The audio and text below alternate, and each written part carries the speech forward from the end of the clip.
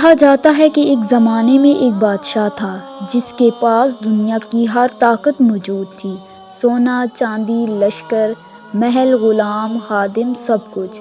وہ زمین پر اس طرح چلتا جیسے وہ خود خدا ہو۔ یہ بادشاہ فرعون تھا۔ وہ کہتا تھا، میں ہی تمہارا رب ہوں، سب سے بڑا۔ لوگ اس کے ڈر سے چپ رہتے، جو زبان کھولتا وہ زندان میں ڈال دیا جاتا۔ لیکن ایک دن اللہ نے اپنے نبی حضرت موسیٰ علیہ السلام کو بھیجا تاکہ وہ اس ظالم بادشاہ کو حق کا پیغام دے۔ موسیٰ علیہ السلام دربار میں داخل ہوئے۔ فرعون کے سامنے وہ نبی کھڑے تھے جن کے ہاتھ میں سچائی تھی۔ فرعون نے تندیہ انداز میں کہا، اے موسیٰ، کیا تم وہی ہو جو میرے محل میں پلے تھے اور آج تم مجھے خدا کا پیغام دینے آئے ہو؟ موسیٰ علیہ السلام نے نرمی سے فرمایا، ہاں میں وہی موسیٰ ہوں اور میں تجھ سے کوئی دنیاوی چیز نہیں مانگتا۔ میں تجھے تیرے رب کی طرف بلاتا ہوں، اس رب کی طرف جس نے تمہیں پیدا کیا ہے، جس نے تجھے طاقت دی اور جس کے حکم کے بغیر تو سانس بھی نہیں لے سکتا۔ فرعون نے ہنس کر کہا، اگر میں تیری بات نہ مانوں تو کیا ہوگا؟ موسیٰ علیہ السلام نے فرمایا، تو ظالموں میں شمار ہوگا اور تیرا انجام عبرت ناک ہوگا۔ فرعون نے اپنے جادوگر بلائے۔ اس نے کہا، اگر موسیٰ سچے ہیں تو ان کے خلاف جادو کرو۔ جادوگروں نے رسیاں پھینکیں، رسے سانپوں میں بدل گئے، لوگ خوف زدہ ہو گئے۔ موسیٰ علیہ السلام نے بھی اپنا عصا زمین پر ڈالا۔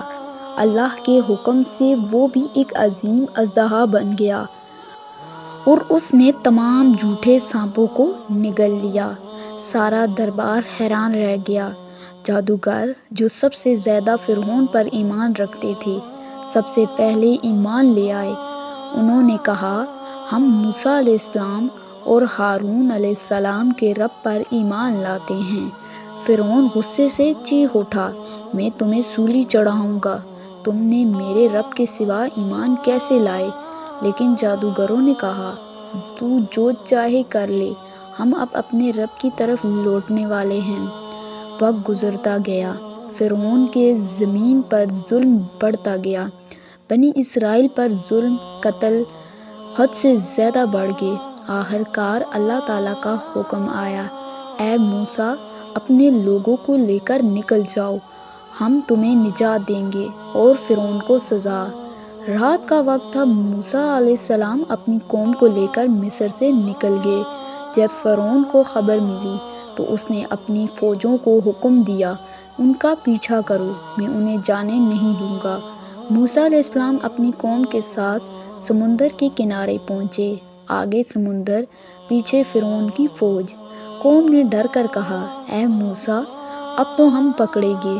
موسیٰ علیہ السلام نے پورے یقین سے فرمایا، نہیں، میرا رب میرے ساتھ ہے، وہ ضرور راستہ بنائے گا۔ اللہ کا حکم آیا، موسیٰ علیہ السلام نے اپنا عصا مارا، سمندر پھٹ گیا، پانی دیواروں کی طرح دونوں طرف کھڑا ہو گیا، درمیان میں خشک راستہ بن گیا۔ بنی اسرائیل گزر گئے۔ جب فرعون اپنی فوج کے ساتھ پہنچا تو وہ بھی سمندر میں داخل ہو گیا، لیکن جب وہ بیچ میں پہنچا، اللہ کا حکم آیا، پانی واپس آ گیا۔ سمندر نے فرعون اور اس کے لشکر کو نگل لیا۔ جب فرعون ڈوبنے لگا تو اس نے کہا، میں ایمان لایا اس رب پر جس پر موسیٰ ایمان لایا۔ لیکن اللہ تعالیٰ نے فرمایا، اب ایمان لاتا ہے جبکہ تو پہلے نافرمان تھا؟ آج تیرا جسم تو بچا لیا جائے گا تاکہ وہ آنے والوں کے لیے عبرت بنے۔ اور واقعی آج بھی مصر کے عجائب گھروں میں فرعون کا جسم محفوظ ہے، جو اس بات کی نشانی ہے کہ غرور، دولت اور طاقت بھی انسان کو اللہ کے عذاب سے نہیں بچا سکتی۔